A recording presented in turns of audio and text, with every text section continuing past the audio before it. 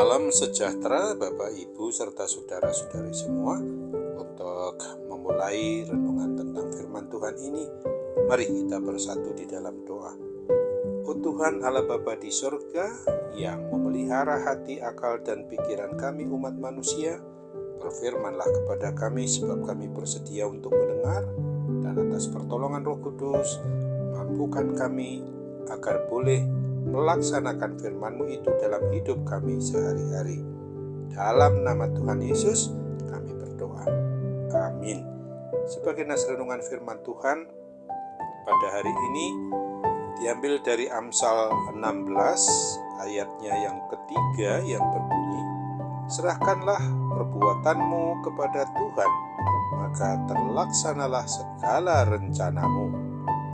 Sebagai tema yang diangkat dari nas renungan kita ini adalah serahkan seluruh perbuatan kita kepada Tuhan, maka terlaksanalah rencana kita. Di dalam kehidupan kita umat manusia yang beriman, percaya kepada Kristus khususnya maupun pada umumnya, yang bersikap pasif dan ada pula yang bersikap aktif. Yang dimaksudkan pasif di sini adalah orang yang hanya berserah kepada Tuhan tanpa melakukan apapun juga, pasrah menunggu sampai Tuhan bertindak. Berserah kepada Tuhan itu baik dan memang harus dilakukan oleh semua orang yang mengaku percaya dan beriman kepada Kristus, tetapi bukan untuk bersikap pasif seperti itu, karena ada bagian yang harus kita kerjakan, yaitu meningkatkan intensitas hubungan kita dengan Tuhan supaya kita memiliki kepekaan akan tuntunan kuat kuasa Roh Kudus tentang apa yang harus kita lakukan selanjutnya, bukan hanya duduk diam alias berpangku tangan. Kalau kita tidak melakukan apa-apa, jangan kecewa bila kita tak memperoleh apa-apa dari Tuhan. Di sisi lain, ada orang yang hanya aktif dalam tindakan tetapi tidak memiliki penyerahan diri kepada Tuhan, tidak pernah melibatkan Tuhan dalam setiap tindakannya. Mereka bertindak dengan mengandalkan kekuatan, kehebatan, kepintaran, dan kemampuan dirinya sendiri, dan ketika berhasil mereka akan berkata, semua karena usahaku sendiri, semua karena jerih payahku sendiri, tanpa Tuhan pun aku bisa. Orang yang berlaku hidup demikian tinggal menunggu waktu saja, pasti akan jatuh. Hidup umat yang mengaku beriman percaya kepada Kristus adalah hidup yang harus dinyatakan seimbang. Keseimbangan antara doa dan bekerja, iman, percaya, dan perbuatan. Sebab seperti tubuh tanpa roh adalah mati, demikian jugalah iman tanpa perbuatan adalah mati. Yakobus 2 ayat 26. Iman dan perbuatan menjadi dua hal yang tidak dapat dipisahkan, harus menjadi satu kesatuan, sebab iman bekerja sama dengan perbuatan-perbuatan, dan oleh perbuatan-perbuatan itu iman menjadi sempurna.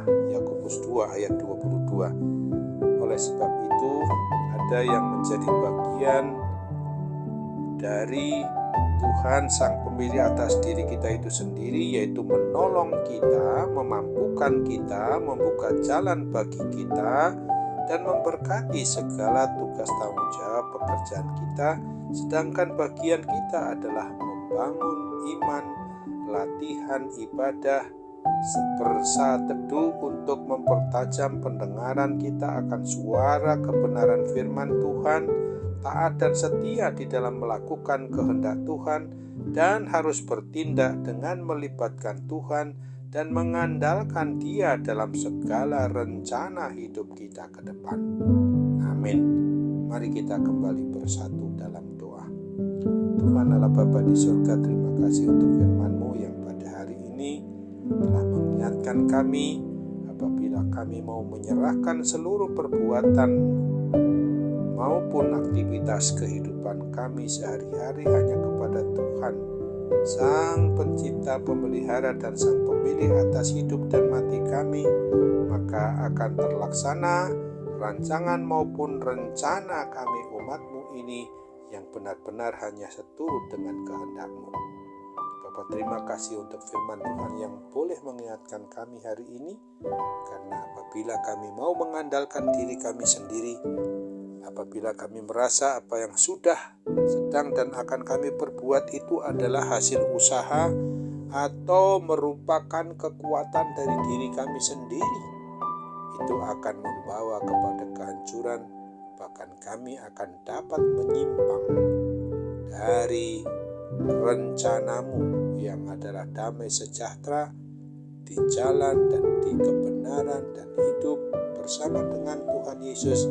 Sesungguhnya tidak mau menganggap bahwa apa yang dapat kami hidupi di dunia ini adalah melulu hasil dari apa yang kami kerjakan, dari hasil apa yang menjadi sikap, tingkah laku, dan perbuatan kami oleh diri kami sendiri.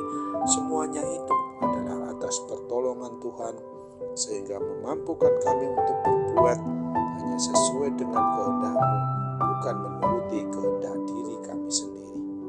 Oleh sebab itu, kalau pada saat ini akibat dari terlalu banyak mengandalkan diri kami sendiri, maka datanglah penyakit rohani kami, sekaligus berdampak kepada sakit penyakit yang bersifat jasmani berdatangan pada diri kami. Oh Tuhan, kasihanilah kami. Kami percaya ada sarana maupun alat yang Tuhan Yesus boleh pakai adalah dokter, para medis, obat, perawatan, semuanya itu kami tahu sarana-Mu, alat-Mu Bapa, untuk memungkinkan kami dapat pulih dan sembuh dari kuasa sakit penyakit apapun juga.